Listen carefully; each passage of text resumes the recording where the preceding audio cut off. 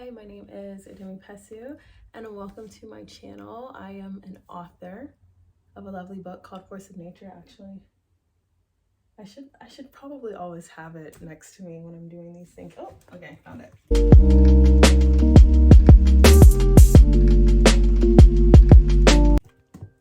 I am the author of this book, Force of Nature, and I'm also an artist, a multidisciplinary artist. I am a singer, I am an illustrator, a photographer. Yeah, I mean, I have not made a video on YouTube in a very long time. I'm an artist. Like I said, I'm not a content creator. Okay, so I think I needed to take time to make sure that everything I was creating was true to me and true to my divine purpose on this earth. And that kind of segues into what I want to talk about today. This is a video about legacy and purpose in the age of instant gratification. This has had me thinking a lot about why am I here? How do I show up for that purpose every day? And how I can grow with life and expand with the different seasons that life and the universe throws my way. But I think I wanted to make this video in particular because I was journaling, y'all. Like, I was journaling and I just started thinking about how does one protect their dedication to their legacy and to their purpose in an age where people just want things to happen instantaneously. And I think because of the nature of social media and like things like TikTok and Instagram, it can be seemingly easy to blow up or to, you know, become viral or very popular. But popularity and, you know, virality does not necessarily signal impact.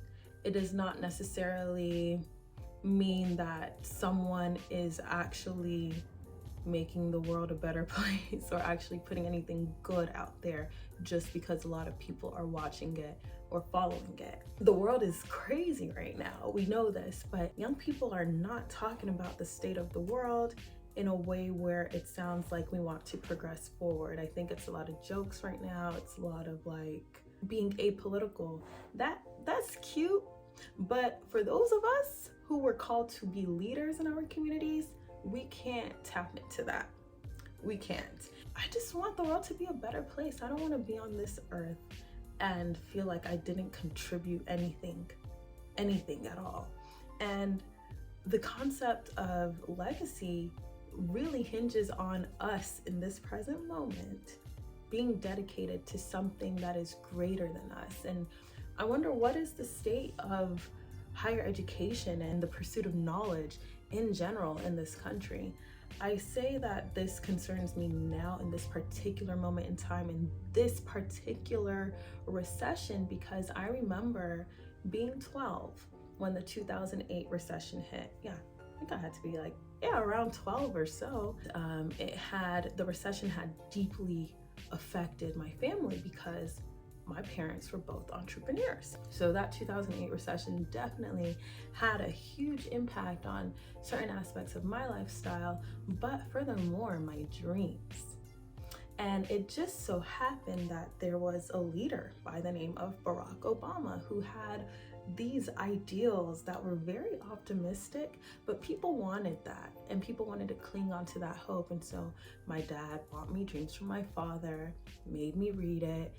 Obama had been on the cover of Ebony, so I was like, I guess. And I was quite precocious at a young age, and it was during that time that I was really able to think about, okay, you know, if economic turmoil or financial crisis hit, I would want to know how to, one, predict it and be able to maneuver it and navigate it so my future generations, my future children, my great-grandchildren can have something to say, wow, you know, I'm so happy that great-grandma Odemi did that.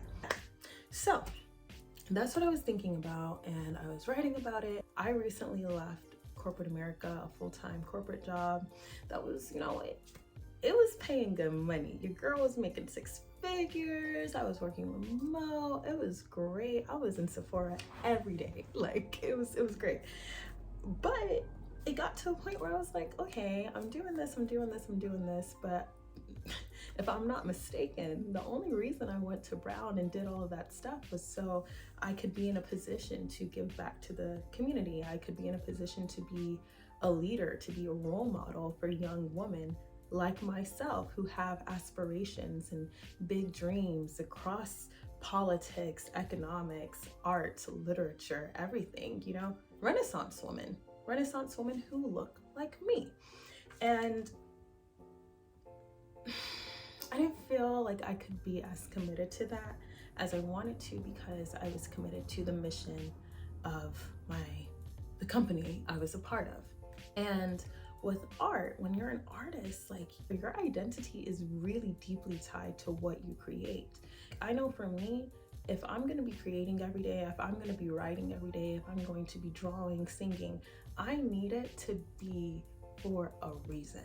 Likes, followers, all that stuff, it's just not hitting anymore. Even money, like look at it. Go and look at the inflation rate. Don't even get me started on the state of the economy in the US right now, but when you look around you and you see everything that's happening, like you have to just kind of turn inwards and be like, okay, well, what can I do to secure a great future for myself and those who come after me? The main takeaway I want you to have here is there is more to life. There is more to life, baby. There is more to life than getting likes on TikTok and on Instagram and on whatever have you. What do you want to be remembered for? What do you want to be known for in your family, in your community? Do you care about what you are doing in real life, not just in the digital realm? Let's also be mindful of the fact that TikTok is a Chinese-owned entity on American soil that is having a very large influence over how we think and how we feel and what we do. Be conscious of that. I just want young people to be really careful during this moment, like this moment in time. This is where revolutionaries are born. This is where future leaders, that fire is ignited within them. So don't sleep on that. There are things happening in this world. Open up your eyes, awaken yourself, awaken your soul, your mind, and your spirit, and find alignment with something that is greater than that which feeds the ego, because that's what we're being distracted with right now. Have the courage to be disliked.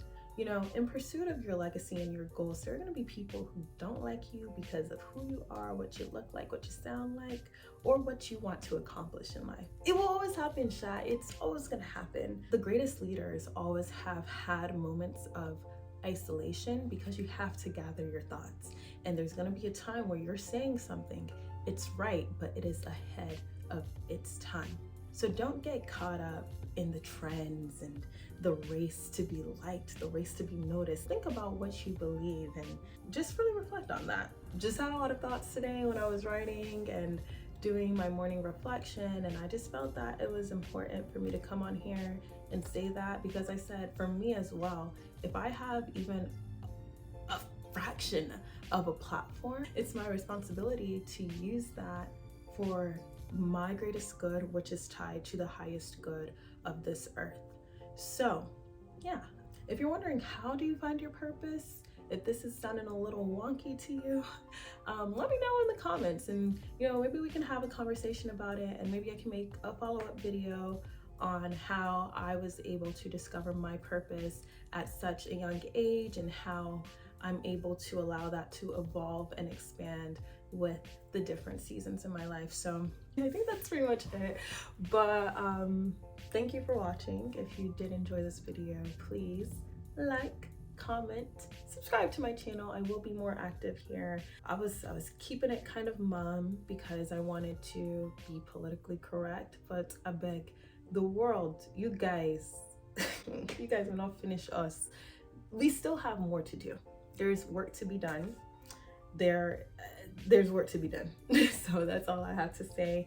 And I'm willing to put in that work. I know it looks different for everybody, but I know at least for me, through my art and through my literature and through my speaking, through my voice, that's so much that I have within me that I can use. And so the first part I would say in figuring out your purpose is figure out what you have that you can give and that you can share with light and love. Think about that. And yeah, until next time, thank you so much for watching, and I hope you have a blessed day. Cheers.